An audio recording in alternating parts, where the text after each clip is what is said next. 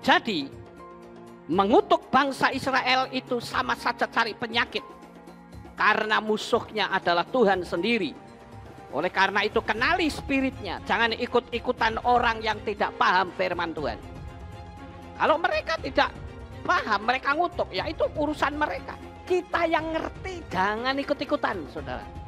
Ya, mereka selalu berkata Hamas itu pahlawan. Tadi gobloknya luar biasa.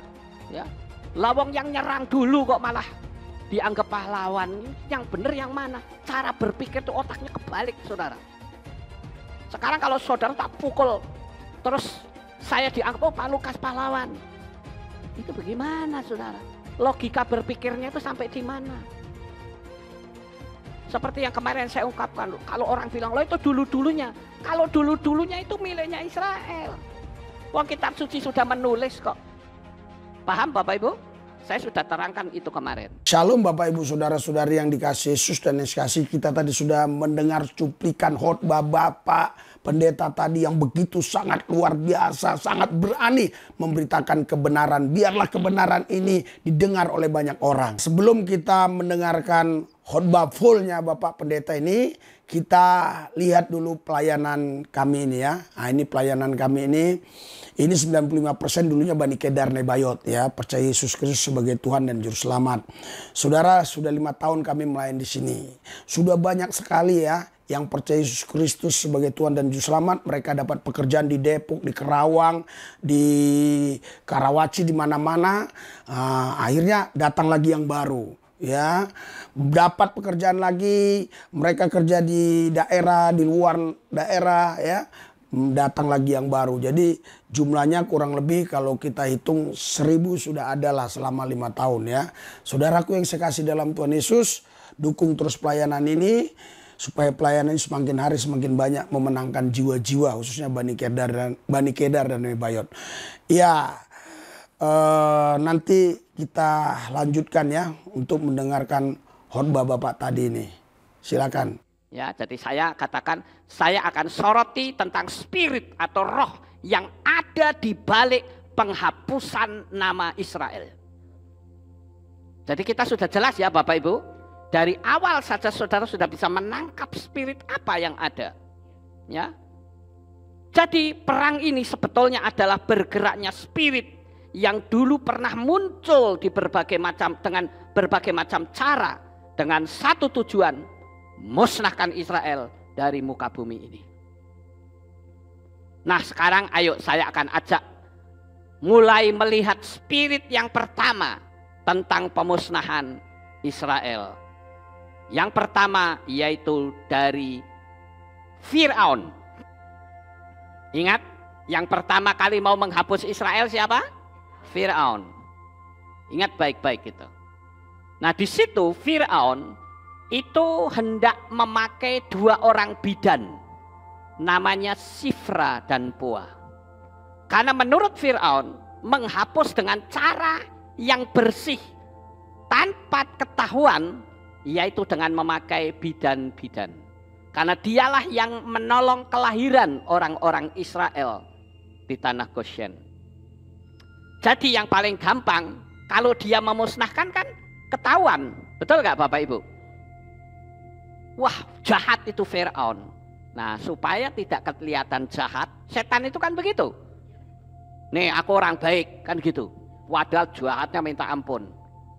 Dia mau istilahnya lempar batu sembunyi tangan.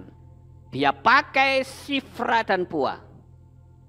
Dan ternyata ketika Sifra dan Pua menolongin orang Israel, karena sudah diultimatum sama Firaun, kalau nanti kamu nolong kelahiran orang Israel, yang laki-laki bunuh, dicekik, dipelintir lehernya atau diapain.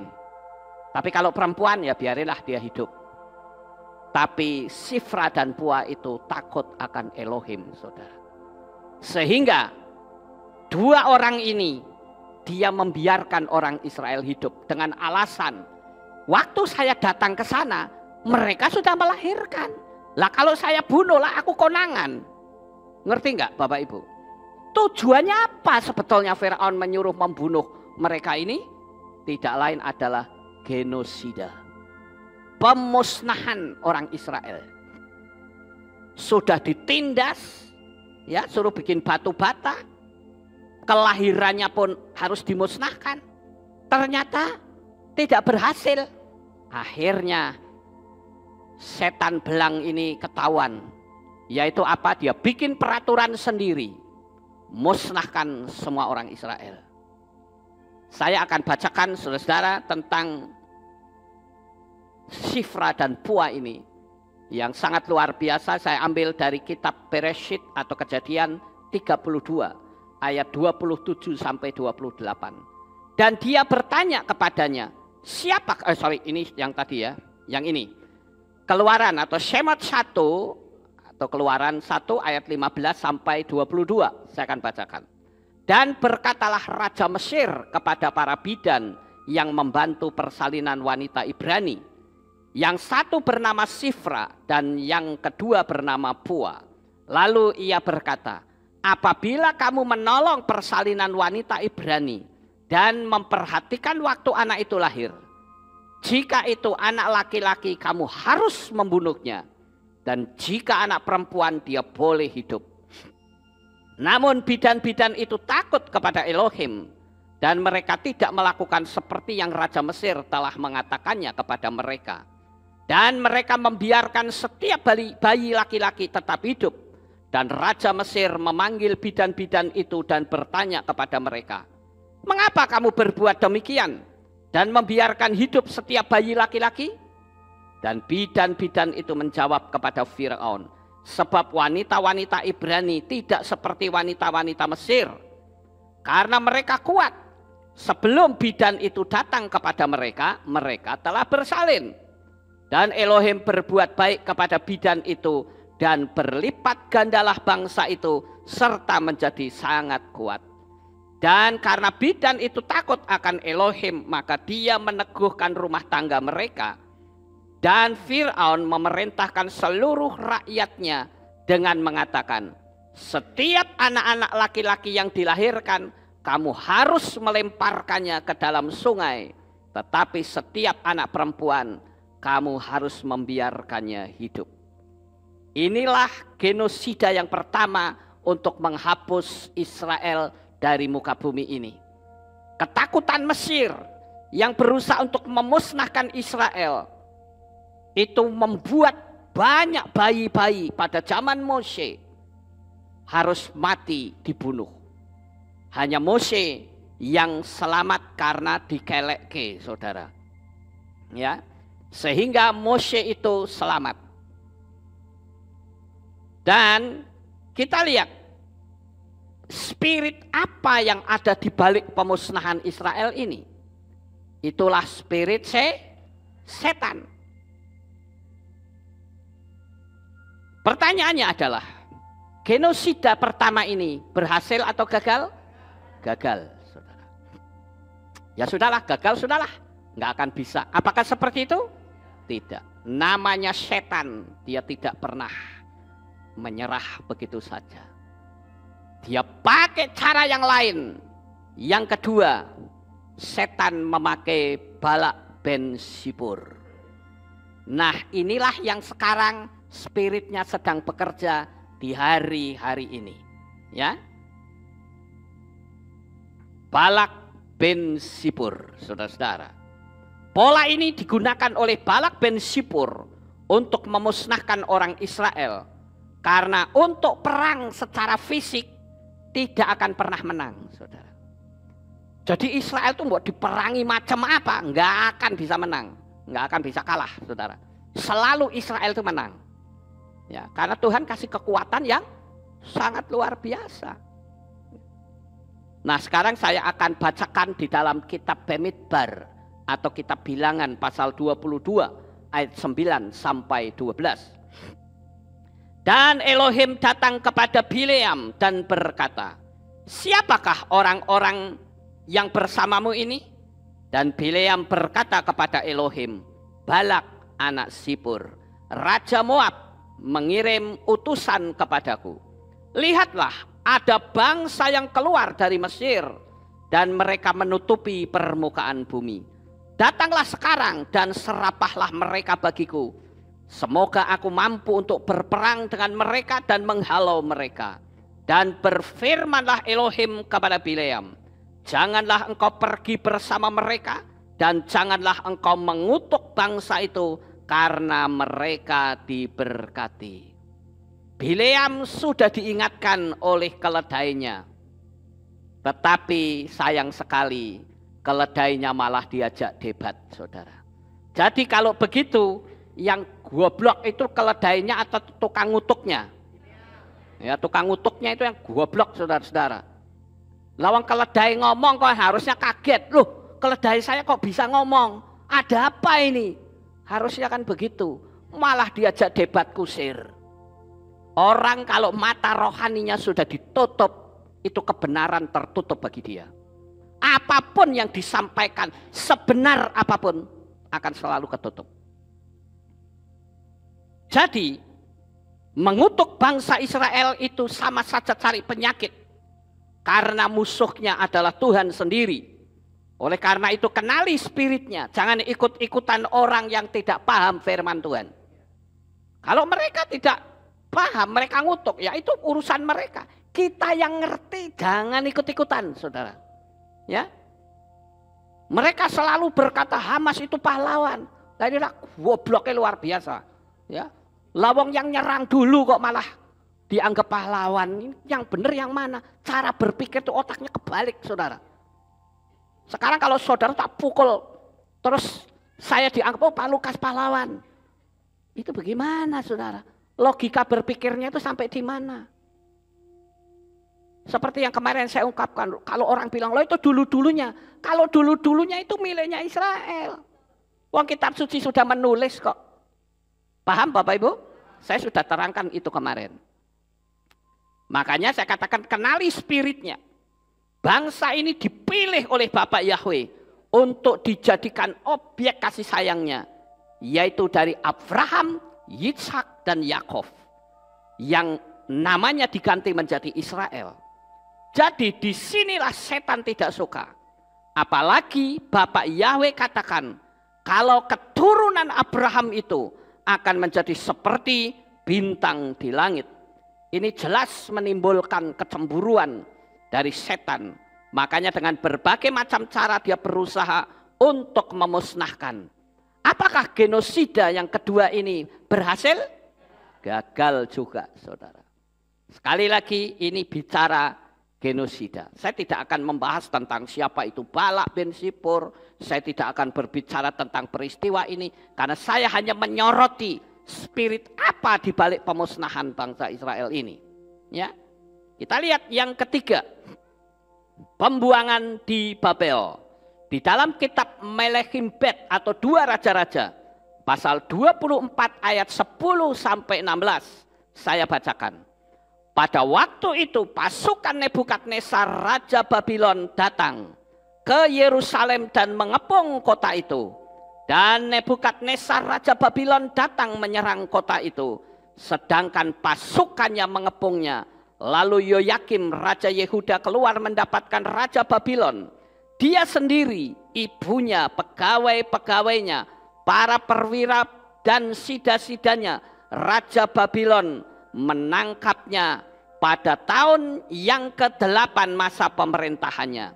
Dan dia mengeluarkan dari sana semua perbendaharaan bait Yahweh dan perbendaharaan istana raja. Dan juga memotong semua perkakas emas yang telah Salomo, Raja Israel, buat di tempat suci Yahweh. Seperti yang telah Yahweh katakan. Dia mengangkut seluruh penduduk Yerusalem dan semua panglima dan semua pahlawan yang gagah perkasa dan 10.000 orang tawanan, juga semua pengrajin dan pandai besi. Tidak ada seorang pun yang tinggal kecuali orang-orang lemah dari penduduk negeri itu. Dan dia membuang Yoyakim ke Babylon, juga ibunda raja, istri-istri raja, sida-sidanya dan orang-orang berkuasa di negeri itu. Ia membawanya sebagai buangan dari Yerusalem ke Babylon. Dan semua orang yang gagah perkasa, 7.000 orang jumlahnya, para tukang dan pandai besi 1.000 orang banyaknya, dan semua pejuang dan raja Babylon membawa mereka sebagai buangan ke Babylon. Mereka menyerang 3 kali untuk memusnahkan Israel.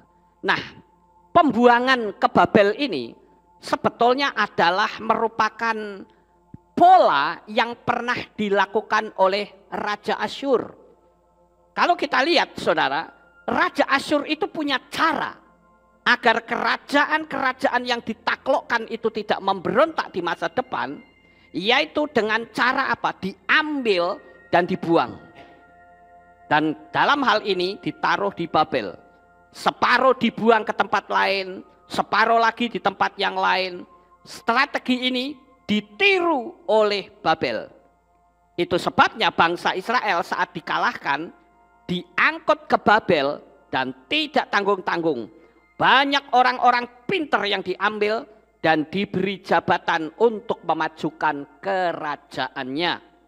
Sehingga orang-orang itu merasa sekalipun dibuang, tapi tidak menderita. Nah, itu tujuan supaya mereka tidak cinta tanah air. Tetapi mereka lupa bahwa iman mereka walau tidak banyak, tetapi memiliki kekuatan yang sangat dahsyat. Bapak Ibu yang terkasih, pembuangan di Babel ini sangat mengerikan. Karena ternyata yang dihapus itu bukan cuma bangsa Israel, tetapi nama Tuhan juga dihapus. Itulah peristiwa yang terjadi. Kenapa? Sampai ada orang panggil Yahweh dengan panggilan Adonai, dengan panggilan Hashem. Dari mana asal mulanya? Dari Babel, saudara. Mereka ketika dibuang di Babel, namanya diganti. Tujuan diganti nama-nama mereka supaya orang Israel itu kehilangan jejak. Sadrah, Mesah, Abednego.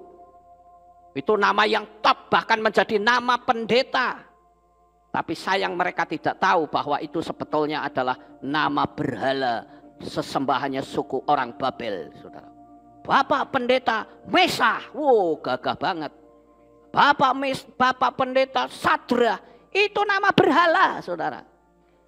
Nama aslinya adalah Hananya, Misael, Azaria. Bapak Ibu saudara yang terkasih, disitulah mereka dibuang di Babel. Memang mereka tidak teraniaya penderitaan seperti di Mesir, tetapi orang-orang pandai dipekerjakan di kerajaan Babel. Seperti Daniel, itu orang-orang pintar saudara. Tetapi sayang sekali, dalam sisi kerohanian mereka juga dihapus.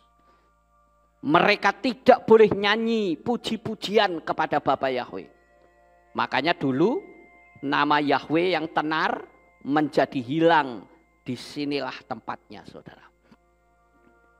Mereka akhirnya apa? Menaruh alat musik. Makanya ada dalam kitab Tehillim atau Mazmur dikatakan, aku menaruh alat musik di pohon gandarusa.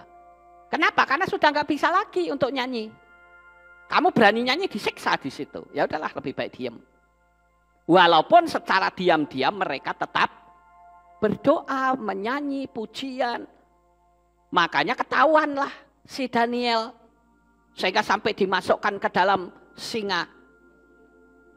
Di gua hinga ya. Dimasukkan ke singa terus bagaimana tuh ya? Dimasukkan ke dalam gua singa. Ya itulah saudara. Setan berusaha untuk bikin sengsara orang Israel. Tetapi apakah genosida yang ketiga ini berhasil? Gagal juga saudara.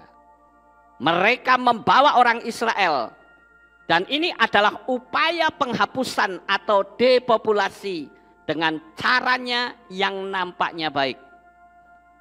Bayangkan, mereka bukan cuma namanya diganti, tapi mereka sampai terjadi kawin campur. Sehingga mereka sudah tidak lagi punya bahasa Israel. Ya samalah seperti orang-orang Tionghoa yang ada di Indonesia. Ya toh? Orang nak ngajak ngomong sama saya pakai bahasa Tionghoa, ambur ngerti, saudara. Lah memang saya tidak bisa. Padahal papa mama saya itu pintar Mandarin.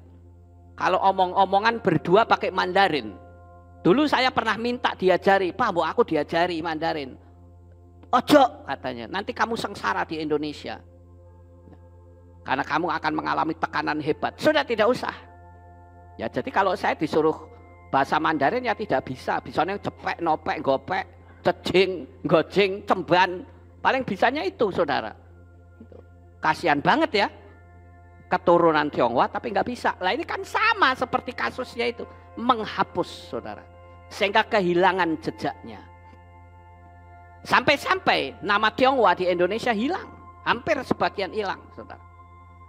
Padahal saudara tahu tokoh-tokoh yang ikut memerdekakan Indonesia itu banyak sekali dari orang-orang Tionghoa. Nanti next time saya akan cerita hal ini. Tapi karena itu dihapus. Sehingga seolah-olah orang Tionghoa itu tidak punya peran apapun di Indonesia. Padahal universitas-universitas terkenal, bahkan di bidang kedokteran semua dilakukan oleh orang-orang Tionghoa. Sampai kemarin ada acara apa kemarin itu hari apa? Sumpah Pemuda ya. Itu kan promotornya juga dari Tionghoa saudara-saudara. Tapi ya sudahlah, itu cerita nanti saja. Saya tak cerita ini tentang genosida bangsa Israel. Kalau saudara membaca di dalam Melehim Bet pasal 24 ayat 14, di situ ada 18.000 orang-orang pandai besi, tukang dan yang sanggup untuk berperang. Di dalam Yeremia 52 ayat 28, yang masuk sampai ke Babel hanya 3.000 orang saja. Pertanyaannya, 18.000 diangkut, tapi yang sampai ke sana cuma 3.000. Pertanyaannya adalah, yang lainnya kemana saudara? Yang lainnya disembelih di jalan, dibuangin begitu aja. Jadi orang Babel hanya mengambil orang-orang pandainya saja. Orang yang tidak pandai dibunuh di jalan atau ditinggalkan di Yerusalem. Nah, kalau kita baca di dalam kitab Melehim Bet pasal 25 ayat 9 sampai 10, sisanya diangkut hanya orang-orang miskin yang ditinggalkan. Yerusalem diacak-acak, tembok kotanya diruntuhkan, dibakar. Dan di situ ada satu nabi yang tersisa yang tidak ikut ke bawah, yaitu Nabi Yeremia. Nah, Bapak Ibu yang terkasih, Nabi Yeremia ini ditinggal di tanah air. Dan Tuhan memakai Nabi Yeremia. Dan kalau kita lihat, seperti yang tadi saya katakan, bahwa orang-orang Israel nyaris tidak kenal akan tanah airnya. Kalau saudara membaca di dalam kitab Nehemia 13 ayat 23 sampai 24 dikatakan, juga pada hari-hari itu aku melihat orang Yehudi telah memperistri wanita Asdod, wanita Amon dan wanita Moab. Sebagian dari anak-anak mereka berbicara bahasa Asdod atau bahasa bangsa lain dan tidak mengetahui bahasa Yehuda. Hilang sudah saudara. Namanya dihapus, bahasanya juga kehapus otomatis, nama Tuhannya juga ikut kehapus. Tapi sayang sekali, cara ini setan gagal. Karena apa? Kita memanggil nama Bapa Yahweh yang Maha Kuasa. Haleluya. Mereka berusaha untuk menghapus nama Bapa, tetapi kita justru menyuarakan nama Bapa. Haleluya. Secara rohani saya katakan bangsa Israel berantakan. Mereka tidak lagi memanggil nama Bapa Yahweh dengan alasan yang rohani, yaitu apa? Kita kan sudah dibuang di Babel. Bahkan kita nyanyi saja tidak boleh. Nama kita sudah diganti dengan nama berhala. Udahlah, kita nggak usah panggil nama Yahweh. Nah, ini asal mulanya begitu, saudara. Dicetuskan oleh satu orang, tetapi jadi dijerabahuyah semuanya. Akhirnya tidak memanggil nama. Banyak orang yang mengatakan begini, Pak Lukas orang Yahudi saja nggak berani loh panggil nama. Mosok Pak Lukas panggil nama. Saya katakanlah saya mau ikut orang Yahudi apa mau ikut kitab suci?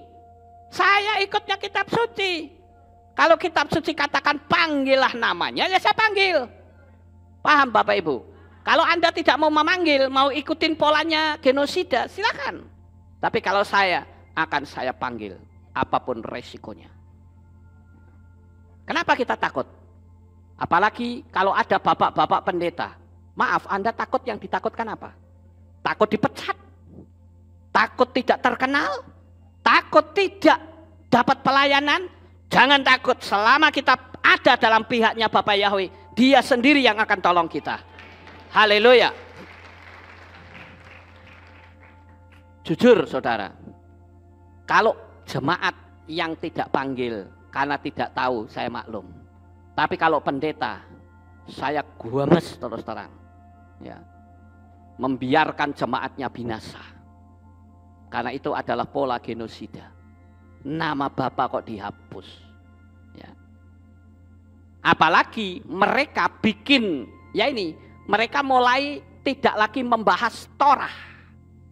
Waktu di Babel mereka tidak membahas Torah, tetapi mereka bikin Torah tandingan yang dikenal dengan Talmud Bavli. Talmud Bavli itu adalah aturan percakapan para rabbinik yang akhirnya disejajarkan dengan Torah. Dan itu akhirnya nyimpang karena di Talmud itulah orang tidak lagi boleh memanggil nama Yahweh. Jangan panggil. Siapa yang memanggil akan dikucilkan. Maka sampai hari ini banyak orang-orang Israel yang tidak berani memanggil. Walaupun sudah ada beberapa, jumlahnya masih sedikit. Tapi orang-orang yang lain masih ketakutan, masih menggunakan pola lama. Itulah Talmud Bavli, saudara. Talmud Bavli itu adalah sebetulnya buku dialog rabbinikal. Ya kalau di Indonesia itu mungkin MUI-nya gitu ya. Istilahnya apa ya? Fatwa, ya. Fatwa. Oh ini harus begini, ini harus begitu. Sekalipun itu melanggar firman, pokoknya kalau rabbinik ngomong harus diikuti. Jadi pembuangan di Babel ini mengerikan, saudara. Bukan cuma menghapus bangsa Israel, tetapi menghapus nama Tuhan. Ini sangat parah, saudara. Dan yang lebih parah lagi, karena waktu itu Tuhan membebaskan mereka. Mereka mengalami pembuangan selama 70 tahun. Itu berarti satu generasi. Coba bayangkan, saudara. Kalau ada orang yang dibuang ke Babel, baru saja melahirkan, berarti waktu pulang, dia umurnya berapa? 70. Berarti dia umur 70 datang sampai ke Yerusalem, dia pulang, dia bingung, rumahku di mana? Ngerti nggak Bapak Ibu? Dia cari patok-patoknya. Jadi yang bisa pulang dengan selamat itu adalah orang-orang yang berumur panjang. Dia bisa pulang. Orang tuanya bilang, oh ini loh rumah saya ini patoknya di sini. Oh kalau itu rumahnya ono itu bukan rumah kita. Oh kita patokin. Jadi tiap hari mereka sibuk untuk mematok batas-batas rumah. Mereka jadi lupa kepada Tuhan yang membawa mereka pulang dari Babel. Dan saat itu Bapak Yahweh marah. Bapak Yahweh memakai Nabi Hagai. Nabi Hagai berkata kepada bangsa Israel, kenapa kamu sibuk dengan urusanmu sendiri? Lihat no, bait suci belum dibangun apa-apa. Bangun dulu. Kamu tahu nggak? Kamu bisa pulang itu karena aku. Kenapa kau tidak bangun bait suci tapi urusan rumahmu sendiri masing-masing? Di situ Bapak Yahweh marah. Dia katakan bait suci tetap dalam reruntuhan. Jadi yang mereka pikirkan rumahnya sendiri-sendiri. Ya maklum saudara, secara manusia ya mungkin kita bisa maklum. Karena mereka pulang bingung, rumahnya kan beruntuhan semua. Bagaimana ini? Jadi akhirnya mereka sibuk urusannya sendiri. Dan di situ Bapak Yahweh marah saudara.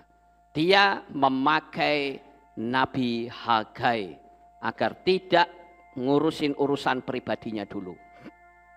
Pembuangan di Babel adalah untuk menghapus jejak bangsa Israel agar mereka terhapus dari muka bumi ini. Sekarang kita lanjut yang berikutnya. Genosida yang lain, yang keempat yaitu Haman dan Mordekai ya, Haman ben Hamedata. Itu orang yang gila hormat, saudara. Saya akan bacakan di dalam kitab Ester pasal 3 ayat 5 sampai 6. Dan ketika Haman melihat bahwa Mordekai tidak berlutut dan sujud kepadanya, maka Haman dipenuhi kemarahan dan terpancar dari matanya bahwa dia sendiri ingin membunuh Mordekai. Tetapi bukan hanya dia, karena orang telah memberitahukan kepadanya kebangsaan Mordekai, dan Haman berusaha untuk menghancurkan semua orang Yahudi. Sekali lagi, semua orang Yahudi, yakni bangsa Mordekai yang berada di seluruh kerajaan Ahasiweros. Sekarang bagaimana caranya menghapus orang Yahudi pada masa itu? Apakah main bunuh karena dia tidak suka? Tidak. Haman punya kelicikan, yaitu memakai sistem politik. Seperti sekarang kan begitu bukan? Yang dimunculkan politik, saudara. Jadi spiritnya itu sama gitu loh. Yaitu pakai tindakan politik dengan cara apa? Menghasut raja. Sama seperti sekarang. Berapa banyak orang-orang yang terhasut. Bahkan orang-orang percaya lagi memanggil nama Yahweh pun bisa terhasut, saudara. Bisa ngutukin Israel. Ngeri gak? Ya. Saya baca di dalam kitab Ester pasal 3 ayat 8 sampai 15. Haman berkata kepada Raja Ahasiweros, ada suatu bangsa yang tersebar luas dan tercerai-berai di antara bangsa-bangsa di seluruh provinsi kerajaanmu. Dan hukum mereka berbeda dengan setiap bangsa. Dan mereka tidak melaksanakan hukum raja. Dan tidak ada yang menguntungkan bagi raja untuk membiarkan mereka. Jika hal itu berkenan kepada raja, hendaklah surat perintah ditulis untuk membinasakan mereka. Dan aku akan mengupah mereka yang akan melakukan tugas ini 10.000 talenta perak, supaya mereka memasukkannya ke dalam perbendaharaan raja. Dan raja mencabut cincin meterai dari jarinya dan menyerahkan kepada Haman anak Hamedata, orang Agag, musuh orang Yahudi itu. Dan raja berkata kepada Haman, perak itu diberikan kepadamu juga bangsa itu, untuk memperlakukan mereka seperti yang engkau pandang baik. Dan para juru tulis raja dipanggil pada hari yang ke-13 dalam bulan yang pertama. Dan surat ditulis sesuai dengan segala yang Haman perintahkan kepada para raja wilayah, para gubernur, dan yang berada di setiap provinsi. Setiap penguasa bangsa di setiap wilayah menurut tulisannya. Dan kepada tiap-tiap bangsa menurut bahasanya. Surat itu ditulis atas nama Raja Ahasiweros dan dimeteraikan dengan cincin raja. Dan surat-surat itu dikirimkan melalui para kurir ke seluruh provinsi raja supaya menghancurkan, membunuh dan membinasakan semua orang Yahudi. Dari yang muda sampai yang tua, anak-anak kecil dan wanita-wanita dalam satu hari. Dan pada hari yang ke-13 bulan yang ke-12 bulan Adar, dan merampas apa yang mereka miliki sebagai rampasan. Salinan surat itu diberikan sebagai hukum di setiap provinsi yang disebarluaskan kepada seluruh bangsa, supaya siap pada hari itu para kurir berangkat dengan cepat atas perintah raja, dan keputusan telah diberikan di istana Susan, dan raja beserta Haman duduk untuk minum, tetapi kota Susan resah. Bapak Ibu Saudara, inilah peraturan yang dibuat oleh Haman. Dengan cara apa? Dia menghasut raja. Dia berkata, kamu tahu nggak bahwa di negara kita, di kerajaan kita, ada satu bangsa. Bangsa itu nggak nurut aturan yang diperintahkan raja. Oleh karena itu mereka harus dimusnahkan. Mungkin mereka juga mikir kan, ketika raja dulu suruh bikin patung buatan Raja Nebukadnezar, mereka itu kan perintah raja. Mereka mau nggak? Tidak mau, saudara. Mereka kompori itu raja, bunuh saja mereka itu. Itu manusia brengsek, matikan saja. Ya. Dan rajanya, ya saya katakan ya bego juga rajanya, saudara.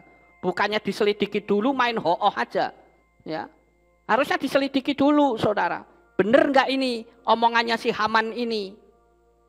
Main terima aja sudah, ini cincin metre, nyoh tak kasihkan kamu. Bikin undang-undang sakarepmu. Gila nggak itu, saudara? Akhirnya Haman bikin undang-undang atas nama raja dengan stempel bahwa semua orang Yahudi, dari yang bayi, laki-laki, perempuan, tua muda, musnahkan semua dari atas muka bumi ini. Dan sudah ditentukan tanggalnya, terjadi penggantungan atau eksekusi bersama di seluruh wilayah kerajaan Raja Ahasiweros. Wih, mengerikan sekali ya, saudara-saudara. Dan ternyata di situ ada seorang Ratu Esther yang diberitahu oleh Mordekai pamannya bahwa kita, jangan kamu pikir kamu enak-enak di keraton, kami sedang dalam bahaya. Lalu Esther berkata, bahaya apa? Kita mau dibinasakan loh ini. Siapa yang mau membinasakan? Haman. Oke, Esther mengambil sebuah tindakan yang ekstrim, saudara. Kenapa saya katakan ekstrim? Karena di kerajaan Raja Ahasiweros itu ada peraturan. Kalau seorang permaisuri tidak dipanggil, berani menghadap raja dan raja tidak berkenan, permaisuri itu pasti mati. Waktu itu Esther melakukan perlawanan melawan kebiasaan yang ada. Dia katakan kepada Mordekai, aku akan menghadap raja. Kalau seandainya aku mati, biarlah aku mati. Sekarang kumpulkan semua orang Yahudi di Puri Susan untuk berdoa, berpuasa untuk aku. Wah, Ratu Esther mempercantik diri dan dia datang menghadap raja. Begitu raja melihat, dia terperangah. Ini siapa perempuan cantik ini? Lalu raja mengulurkan tongkat emasnya. Berarti perempuan itu berkenan untuk diterima. Dan raja terkejut karena itu adalah istrinya sendiri, Ratu Esther. Begitu maju, terus raja tanya, mau apa engkau daripadaku, hai Esther? Separuh dari kerajaan ini pun aku berikan kepadamu. Kira-kira begitu. Esther berkata, tidak. Aku tidak meminta apa-apa. Tapi aku ingin mengajak tuanku untuk pesta kecil-kecilan. Pesta penghormatan untuk tuanku. Jangan lupa Haman diajak ya. Waduh, begitu dengar nama Haman diajak, kepalanya langsung melembung, saudara. Siapa yang tidak kenal sama Haman? Ratu saja kagum dengan saya. Wah, kepalanya beluduk sak geden-geden, saudara. Waktu itu raja melakukan perjamuan kecil-kecilan. Disitulah raja mengagumi Esther dan berkata, engkau sekarang minta apa? Aku berikan. Esther berkata, aku tidak minta apa-apa tuanku raja. Aku hanya minta perlindungan. Raja kaget, perlindungan? Bukankah kamu aku lindungi? Aku jagai. Tidak. Ada seseorang yang akan membunuh aku dan semua orang bangsaku. Rajanya ngamuk, saudara. Siapa orang itu? Kalau sampai berani ngusik kamu, tak ajar orang itu. Ya, berani ngusik, tak banting di sini. Mungkin gitu, saudara. Langsung Esther berkata, tuh orangnya. Wah, bayangin, saudara. Itu Haman yang kepalanya gede tiba-tiba langsung kayak pelembungan. Langsung dia sujud bilang, ampuni saya, ampuni saya. Tidak. Kamu harus digantung dengan tiang gantungan buatanmu sendiri. Nah, apa yang terjadi? Haman ditangkap, saudara. Dan tunggu waktu eksekusi tanggal yang telah ditentukan. Tapi sekarang apakah masalah itu selesai? Tidak. Surat keputusan raja sudah terlanjur keluar ke sana kemari. Dan apa yang telah diputuskan raja tidak bisa dicabut kembali. Akhirnya raja membuat dekret yang kedua. Bikin undang-undang yang kedua. Yaitu apa? Undang-undangnya adalah semua orang Yahudi boleh mempertahankan diri untuk menyelamatkan siapapun yang berusaha untuk membunuh. Ini dekret yang kedua. Jadi kalau dekret pertama itu pokoknya dibunuh, sekarang dekret kedua muncul, kamu boleh ngelawan, boleh bales. Jadi ketika mereka mau coba bunuh, diajak berantem sisan, saudara. Wes paten-patenan yo sisan wes ayo, me opo kowe. Kan gitu kira-kira. Itu dekret kedua. Dan akhirnya pada waktu itu tanggal yang telah ditentukan, Haman mati di tiang gantungan buatannya sendiri. Hebat ya Bapak Ibu. Kalau Bapak Yahweh yang sudah bekerja, apa yang namanya mustahil menjadi tidak mustahil. Jadi kalau hari ini saudara berhadapan dengan apa yang namanya kemustahilan, jangan pernah takut. Sekarang saya akan bacakan ayatnya agar kita mantap. Ester 8, 11, 13. Dalam surat itu raja memberikan kepada orang-orang Yahudi di setiap kota hak untuk berkumpul bersama dan untuk mempertahankan hidup mereka, menghancurkan, membunuh dan membinasakan segala kekuatan bangsa dan provinsi yang menekan mereka, bahkan anak-anak dan wanita-wanita, dan untuk mengambil apa saja yang mereka miliki sebagai jarahan. Pada satu hari di seluruh provinsi Raja Ahasiweros pada tanggal 13 bulan yang ke-12, yakni bulan Adar, salinan surat itu diberikan sebagai undang-undang di setiap provinsi dan diumumkan kepada segala bangsa, bahkan kepada orang Yahudi yang bersiap-siap pada hari itu untuk menuntut balas kepada musuhnya. Jadi inilah dekret kedua, undang-undang kedua. Jadi undang-undang kedua adalah yang pertama kan nggak bisa dicabut, saudara. Maka dibuat undang-undang kedua, yaitu apa? Boleh, kamu mau balas, mau bunuh pun nggak apa-apa, nggak ada hukum. Luar biasa bukan? Jadi orang-orang Yahudi pada waktu itu selamat. Pembantaian terhadap mereka gagal. Genosida untuk orang Israel juga gagal, saudara-saudara. Ini artinya apapun yang mustahil, jika kita percaya kepada Bapa Yahweh, tidak ada perkara yang mustahil. Sehingga mereka mulai melakukan perayaan hari raya yang dikenal dengan hari raya Purim. Purim itu diambil dari kata pur. Pur itu artinya undian. Im itu bentuk jamak, saudara. Purim. Nah, disitulah orang-orang memuji dan meninggikan Bapa Yahweh, bersukacita atas kemenangan mereka karena jasa Ester yang punya nyali yang besar. Sampai sekarang saudara bisa pahami kalimat saya? Mereka bahkan bikin pengolok-olokan, yaitu apa? Bikin roti Hamantasen. Hamantasen itu kan ceritanya telinganya Haman, saudara, digigit, dimakan. Itu sebagai perolok-olokan. Kita juga merayakan Purim. Kenapa? Karena kita disebut sebagai Israel rohani. Kalau Israel yang aslinya bersukacita, kita juga ikut bersukacita. Betul nggak Bapak Ibu? Jangan ngomongnya aja Israel rohani, tapi giliran Israel dikutukin, ikut juga ngutuk, saudara. Ini spirit apa? Gitu. Oke, sekarang kita lanjut. Siapa yang akan menghapus Israel dari muka bumi ini? Yaitu dari pola Yunani yang dikenal dengan Alexander the Great. atau Alexander Agung. Tokoh Yunani yang memiliki kekuasaan yang besar. Orang ini tidak punya anak, saudara.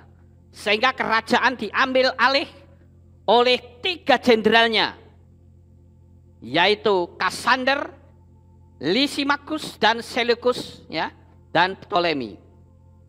Nah, kita lihat di sini, saudara-saudara, bahwa Yunani ini akhirnya terbagi menjadi 4, ya, 4 jenderalnya tadi. Sorry, bukan 3 tapi 4, ya, yaitu Kassander, Lysimachus, Seleucus, dan Ptolemy. Kerajaan Yunani itu akhirnya terbagi menjadi 4. Nah, Seleucus inilah yang berkuasa di Syria. Dan Ptolemy ini yang berkuasa di Mesir. Dan ini sering perang, saudara-saudara. Bayangin, yang satu di wilayah sini, yang satu di wilayah sono. Perang. Sementara Israel di tengah-tengahnya. Ya kocur, saudara-saudara, Israel. Ya, jadi ancur-ancuran.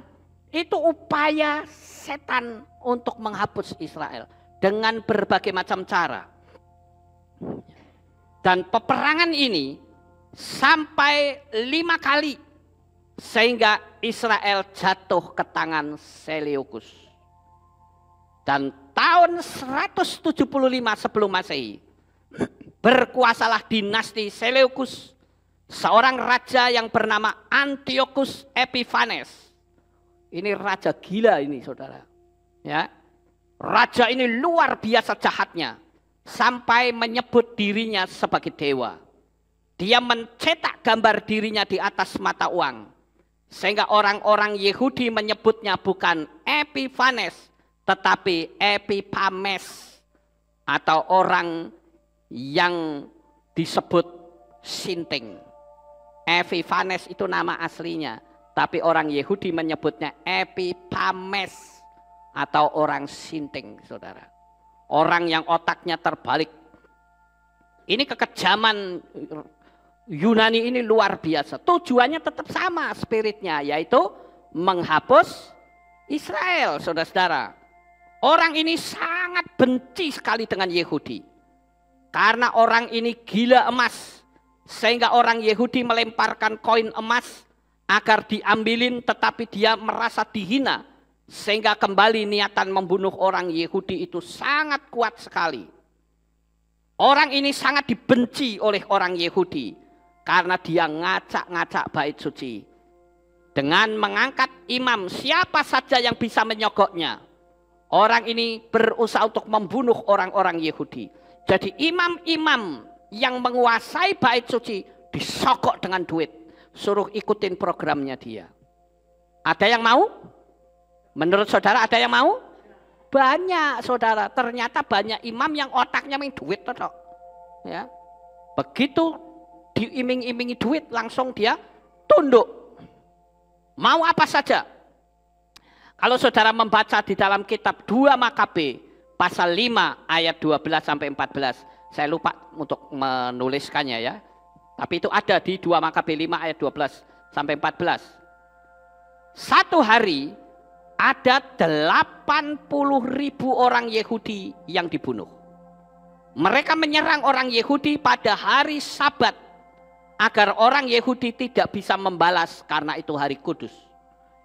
Makanya saya bilang, ya, kita mempraktekkan firman itu jangan ngawur, saudara.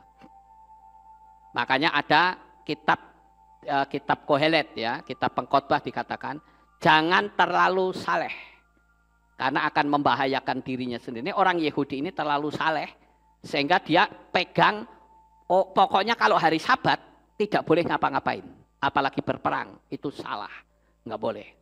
Nah, ini dipakai kesempatan oleh musuh-musuhnya. Mereka tahu orang Yahudi itu tunduk banget dengan Torah. Sehingga kalau kita nyerang di luar Sabat, mereka bisa balas kita. Tapi kalau kita nyerang pada hari Sabat, mereka akan pasrah. Karena mereka nggak bisa buat apa-apa. Licik banget mereka, saudara. Sehingga mereka melakukan penyerangan pada hari Sabat. Dan orang-orang Yahudi waktu diserang, cuman patenono sekarep mulah. Gitu. Sehingga dalam satu hari, 80.000 orang mati dibantai. Karena mereka menggunakan pola itu, ya. Dan kita lihat saudara, di dalam kitab 1 Makabe 1 ayat 44 sampai 50, kemudian 55 sampai 57, 60 sampai 63. Epifanes ada di puncak kejahatannya. Persis terjadi tanggal 25 Desember tahun 168. Bait suci diacak-acak, dibuat patung Dewa Zeus. Jadi mimbarnya di belakang situ, itu patung Dewa Zeus, saudara. Dan di depannya itu kan biasanya ada apa namanya kayak mesbah bakaran begitu ya. Ditaruh babi, saudara. Dicemarkan di situ. Ya. Nah di dalam kitab 2 Makabe 6 ayat 4 sampai 9, disinilah mereka melakukan perjamuan yang mereka sebut perjamuan kudus. Untuk mencemarkan apa yang telah ditetapkan oleh Bapa Yahweh. Ini awal mula dari perjamuan kudus. Kenapa harus ada tiap bulan, tiap hari, dari situ saudara. Saudara baca sendiri di kitab Makabe ya. Kemudian kita lanjut yang berikutnya saudara. Kalau tadi dari Alexander the Great, sekarang kita lanjut yaitu Kaisar Hadrian. Kaisar Hadrian ini mengubah nama kerajaan Israel menjadi Palestina. Nah ini munculnya Palestina itu dari sini. Ya. Kenapa ini dia lakukan? Karena orang-orang Yahudi selalu memusuhi kerajaan Romawi. Sehingga untuk menghapus nama kerajaan Israel, maka harus pula dibuat jejaknya hilang. Jejak kepemilikan Israel dan wilayah Israel harus dihapus. Tapi sayangnya, dia tidak bisa mengubah kitab suci yang jelas-jelas tertulis bahwa dari sejak zaman Abraham itu wilayah milik Israel. Jadi tidak ada kerajaan Palestina sama sekali. Palestina mengklaim jadi negara itu tahun 1988 atau 40 tahun setelah deklarasi Israel. Kaisar Hadrian mengubah juga nama Yerusalem menjadi Aelia Capitolina. Yudea diubah menjadi Syria, Palestina. Jadi orang-orang Romawi itu berusaha untuk melenyapkan nama Israel yang jelas-jelas tertulis dalam kitab suci. Jangankan kok nama Israel, nama sang pencipta saja berusaha untuk dihapus, diubah namanya jadi nama Arab dan Yunani. Ini untuk memutus mata rantai hubungan manusia dengan pencipta. Jadi pertanyaannya adalah spiritnya dari mana? Jelas dari kuasa kegelapan. Ya. Apakah penghapusan bangsa Israel sudah selesai? Belum. Setan tidak mau tinggal diam, terus berusaha untuk menghapus yang namanya Israel. Yaitu apa? Munculnya Jenderal Titus, saudara-saudara. Itu terjadi ketika adanya pemberontakan orang-orang Zelot. Di tahun 70 Jenderal Titus dari Romawi menghancurkan bait suci. Dan tahun itu korban jiwa ada 1.100.000 orang Yahudi. Ngeri ya Bapak Ibu, hapus terus. Tapi kembali lagi tangan Bapa Yahweh selalu ikut ambil bagian. Tidak bisa dihapus dengan cara apapun saudara-saudara. Bahkan kenapa Jenderal Titus ini menghancurkan bait suci? Karena dia berpikir selama ada bait suci, mereka akan selalu terus berdoa kepada Tuhannya. Jadi jalan satu-satunya biar mereka limbung adalah hapus bait sucinya. Padahal bait suci itu dalamnya ornamennya kan terbuat dari emas. Ada kayu cendana, kayu gaharu dan macam-macam. Mereka ambil obor dilemparkan ke dalam, bait sucinya terbakar dan emasnya meleleh. Sehingga seperti nubuatan apa yang Yesua katakan, bahwa bait suci ini tidak ada batu yang masih berdiri di atas batu yang lain. Ketika terjadi kebakaran hebat di bait suci, emas itu meleleh. Orang di depan itu banyak sekali menunggu sampai suasana di dalam itu dingin. Mereka masuk dan menjarah emas yang sudah meleleh masuk di sela-sela batu satu dengan batu yang lain. Maka nubuatan Yesua betul-betul tergenapi. Hebat ya Bapak Ibu, luar biasa. Sehingga bait suci total runtuh. Sampai hari ini tidak ada bait suci. Yang tersisa hanya temboknya saja yang dikenal dengan tembok ratapan, saudara. Disitulah tempat bait suci dulu. Luar biasa sekali ya. Kemudian Jenderal Titus berusaha menghapus bangsa Israel. Berhasil? Tidak, gagal lagi saudara. Tetapi sekarang setan memakai cara yang lain, yaitu rezimnya Hitler. Saudara. Rezim Hitler ini, Hitler punya sasaran. Padahal Hitler itu orang Yahudi loh. Ya, jangan saudara pikir dia orang Jerman, oh, dia orang Yahudi. Ya, cuman dia ikut militer. Nanti itu ada ceritanya sendiri ya.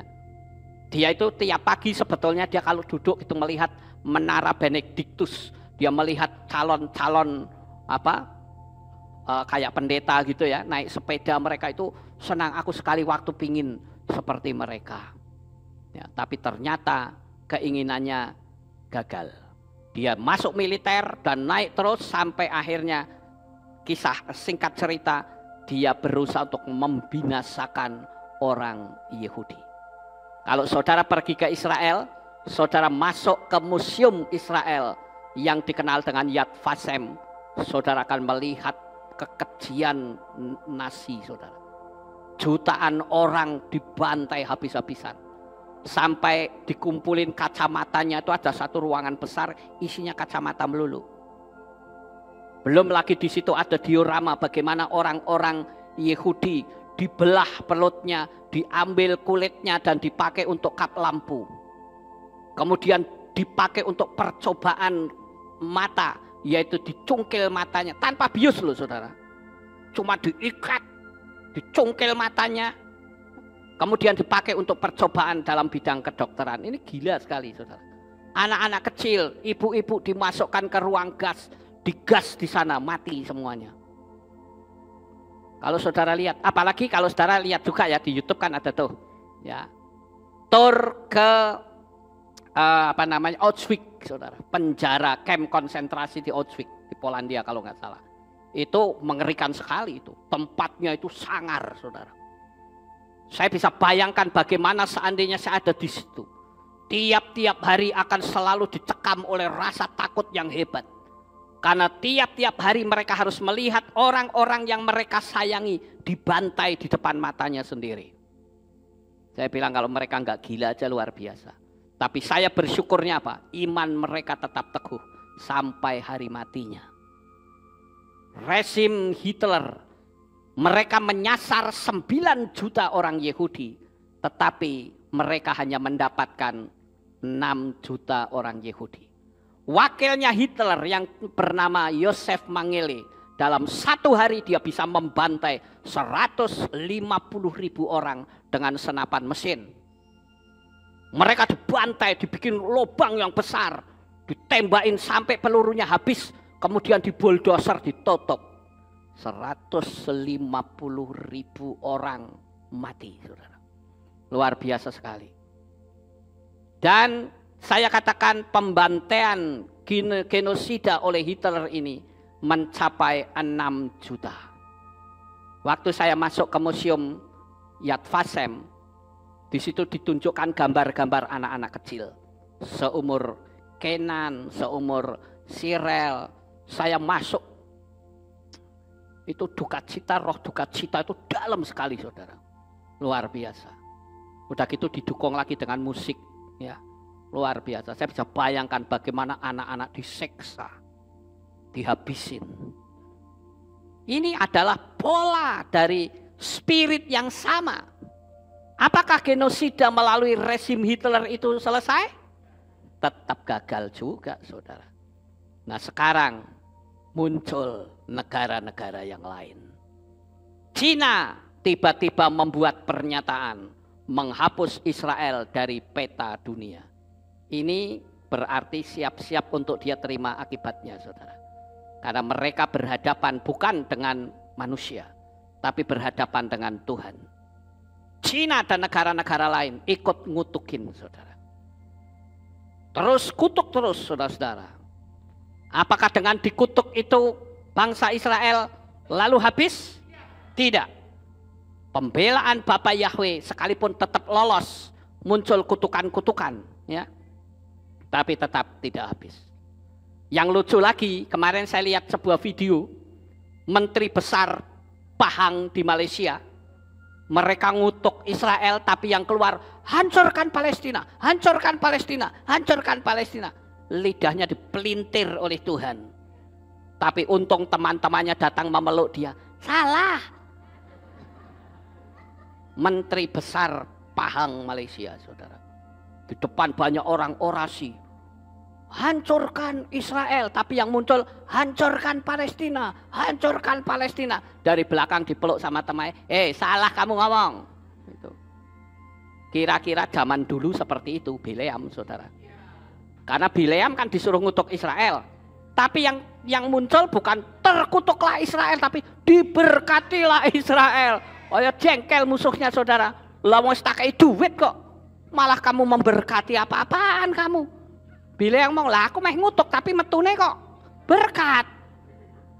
Gimana coba? Sama ini saudara kasusnya, ya. Jadi saya katakan jangan main-main. Ini ada spirit permainan, spirit yang luar biasa, saudara. Ya, saya tidak bicara politik. Kita diberi mulut oleh Bapak Yahweh untuk memberkati. Baik memberkati Israel maupun memberkati Palestina. Saudara pikir di Palestina nggak ada orang Kristen? Banyak, justru lebih banyak Palestina daripada di Israel. Saudara, Israel itu Kristennya sedikit sekali. Di Palestina itu banyak sekali. Nanti saya tunjukkan gerejanya. Gereja di Palestina yang sangat indah, saudara. Jadi jangan saudara pikir Palestina itu isinya orang Islam lulu. No, enggak. Ya. Ini Cina berusaha untuk menghapus.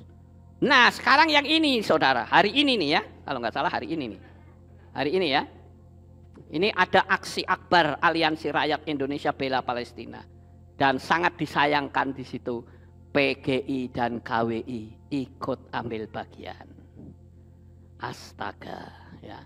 Kira-kira pertanyaan saya, mereka akan ikut ngutuk atau ikut menyuarakan, jangan ngutuk Israel doang dong, kutuk Palestina juga, ngomong gitu nggak kira-kira? Nggak mungkin, ya.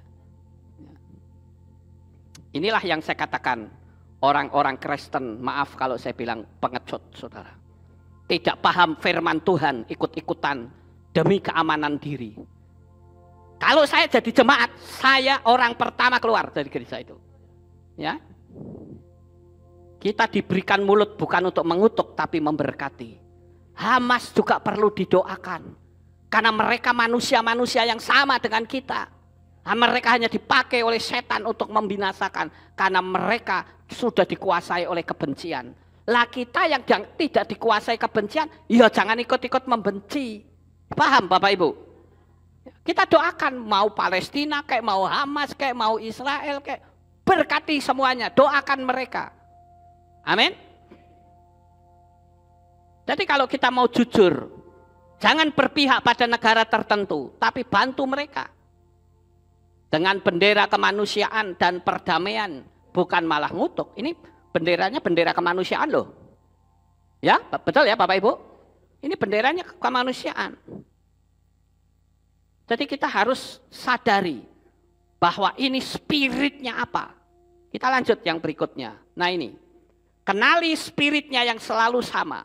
Hati-hati, kita ini bukan berurusan dengan manusia, tetapi berurusan dengan Tuhan. Apalagi, saya mau tanya, pernahkah Israel membunuh orang-orang Indonesia? Tidak pernah. Tapi kalau orang Indonesia mati di Arab Saudi banyak. Betul nggak Bapak Ibu? Yang dipenggal kepalanya, ya toh? Loh itu saya ngomong bener apa enggak ini? Loh itu di internet banyak kok. Ya. Tapi tidak pernah ada orang Indonesia yang dibantai oleh orang Israel di negara Israel. Tidak pernah ada. Ya. Tapi kalau di Arab Saudi yang diperkosa ya banyak. Yang pulang bawa bayi, Loh ada saudara, saya punya teman, ya, istrinya itu kerja di TKW di Arab Saudi, saudara. Pulang kok bawa bayi. Ayo, ini bukan kata orang, saya lihat sendiri, saudara. Tapi suaminya termasuk bagus itu. Suaminya bilang, sudahlah, suruh bagaimana lagi, sudah kita terima. Yang dipenggal lehernya juga banyak. Tapi kenapa ya Indonesia kau tidak ngutukin mereka? Jawab sendiri. Ya. Ya.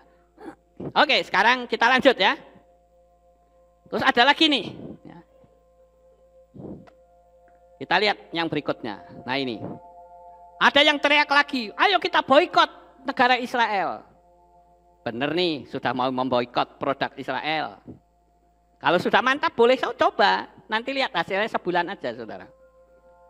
Berani memboikot Israel? Ojo ngomong tok, buktikan. Ya. Kalau sudah mau memboikot harus berhenti semua ini.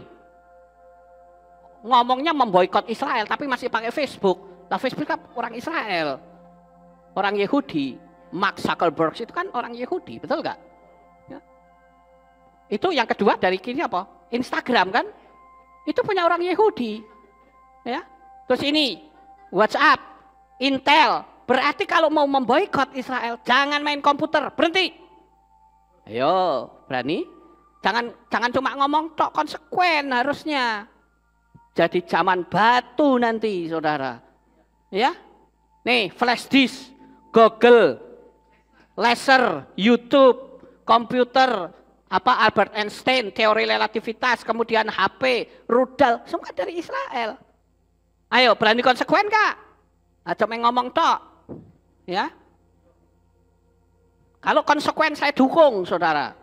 Benar saya dukung. Kemudian yang berikutnya, nah ini, kalau berani konsekuen, ayo, ini produk-produk P&G, Nestle, Coca-Cola, Kraft, Pepsi, PepsiCo, dan lain-lain ini produknya Israel semua. Ayo, berani? Ayo. Berani nggak? Ayo, ini segini banyaknya loh. Anda tidak boleh konsumsi ini lagi. Ada susu, ada roti, berhenti semua. Permen KitKat, ayo apa itu? Semua banyak nih. Ini produk Israel semua. Ayo boikot Israel. Saya dukung deh. Artinya apa? Saya mendukung Anda tidak pakai ini. Amin, Bapak Ibu. Nah, sekarang saya tunjukkan ini. Ada spirit jahat yang bercokol di Gaza. Sejak dibiarkan oleh Yosua. Saudara lihat di dalam Yosua 11 ayat 22 di sana dikatakan. Ketika Yosua berhasil melumpuhkan Yeriko. Maka ada 3 tempat yang disisakan oleh Yosua. Yaitu Gaza, Gad, dan Asdod. 3 tempat inilah yang akhirnya muncul bencana-bencana besar sampai hari ini. Ini pentingnya di situ Bapak Ibu. Makanya saya katakan ayo kita belajar kitab suci yang benar. Jangan titelnya aja pendeta tetet, tapi ikut-ikutan. Kepandaianmu di mana? Ya. Kita harus tahu bahwa kita harus tunduk kepada firman Tuhan. Ya, Bapak Ibu. Simpson juga mengalami jadi bahan olokan. Itu juga di mana? Di Gaza, saudara. Itu di Shoftim 16 atau Hakim-Hakim 16 ayat 21. Terjadi nubuatan yang sekarang sedang digenapi, yaitu Sefanya 2 ayat yang keempat. Baca sendiri. Ya. Saudara lihat, inilah kota Gaza yang belum dibom, saudara. Kota Gaza yang indah. Bagus ya kotanya, saudara? Bagus banget itu. Ya, kota modern, tapi sekarang jadi seperti ini. Ya. Ini kota Gaza. Dan ini gereja. Gereja-gereja Koptik yang indah. Terutama Santo Porphyrius. Sekarang tinggal reruntuhan, saudara. Jadi tidak ada nih gereja-gereja yang indah seperti ini. Hancur semua. Kemarin saya dapat berita ada berapa? 6 gereja atau berapa gereja gitu. Habis, saudara. Rata dengan tanah.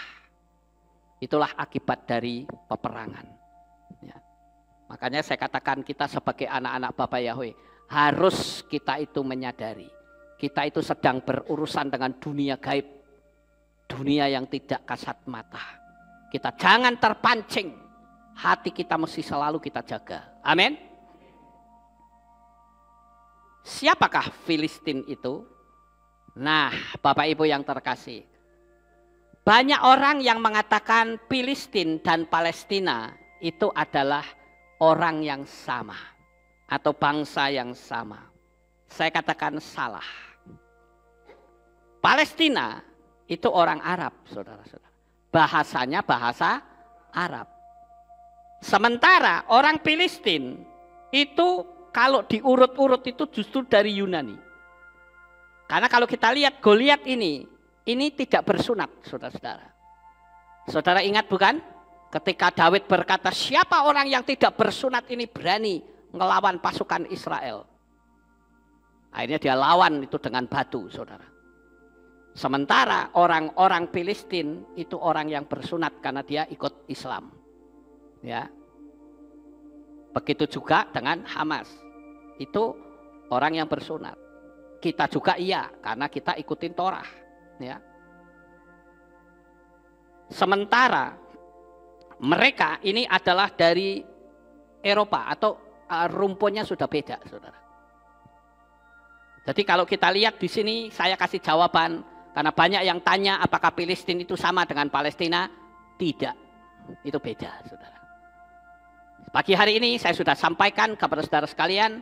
Saya berharap pengetahuan ini memperkaya wawasan saudara tentang peristiwa yang sekarang sedang terjadi dan apa yang membuat mereka kutuk mengutuk spiritnya itu sama. Sukses besar untuk saudara. Bapak Yahweh memberkati. Haleluya.